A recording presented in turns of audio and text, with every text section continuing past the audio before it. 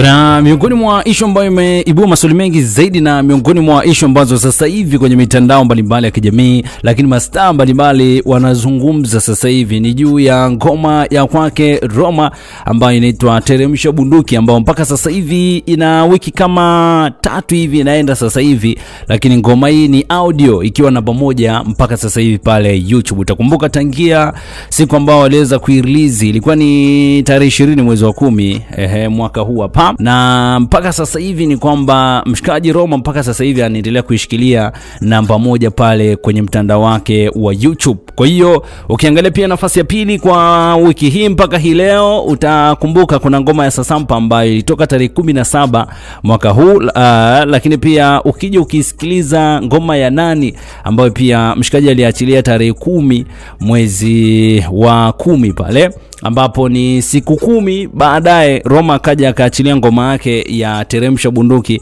ambapo mpaka sasa hivi kila mmoja watu wanaifuatilia, watu wanaisikiliza, lakini watu wana stream zaidi, na ni kama Roma amemwambia Diamond kwamba ana uwezo wa kuweza kufanya makubwa zaidi. Utakumbuka kama Sasampa yenyewe ni video official, lakini Nani ni video pia official, lakini audio ya kwake Roma ambayo inaitwa Teremsha Bunduki mpaka sasa hivi kwa namba 1 haijashuka hapo bado. Mpaka sasa hivi watu wanapambana sana kuhakikisha kwamba wanaipush, and that's why kila mtu anasema kwamba hii ni nguvu ya wananchi. Utakumbuka kama ngoma ya Teremsha Bunduki ni ngoma ambayo ina maudhui ya kisiasa humu ndani, kwa hiyo huenda watu wengi sasa hivi wanafuatilia zaidi siasa, especially kwa ndugu zetu hapa nchini Tanzania. Lakini ukisikiliza nafasi ya 4 ya kwake Sela ambayo ipo nafasi ya 4 wiki hii ya kwake Alikiba, lakini nafasi ya 5 leo nitakupa top 5 tu ya nyimbo ambazo ziko hapa juu ni ya kwake Friend Zone, ambayo ni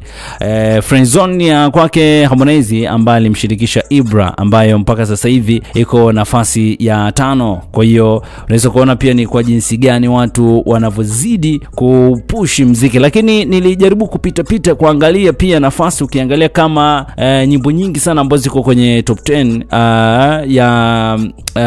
ya YouTube pale YouTube trend, ukiangalia pia hata nafasi ya 6 utakuja kuhusiana na kukutana na ngoma ambayo inahusiana na masuala ya siasa ya kwake hii ni Lord Music yes. Lakini pia ukija kwenye nafasi ya 7 pia, hiyo nafasi ya 6 ukija kwenye nafasi ya 7 utakuja kukutana na ya kwake Mbosso Khan, pia anakuambia Amani Tanzania. So unaweza kuona pia issue pia ziko vipi sasa hivi hapa. Kwa upande wako wewe ni kwamba mtu mzima Roma ameweza kumkabia juu vizuri Diamond au iko vipi? Utakumbuka Diamond alijisifu sana akasema kwamba hakuna atakayemtoka kwenye nafasi ya kwanza, lakini sasa hivi tukiangalia ni Roma iko pale nafasi ya kwanza na yuko na audio yake mpaka sasa hivi. So unaweza kuona pia mambo yako vipi. Kwa upande wako wewe maoni yako ni yapi? Acha maoni yako, lakini kubwa zaidi usisahau na kusubscribe channel yetu ya B Mbasha TV.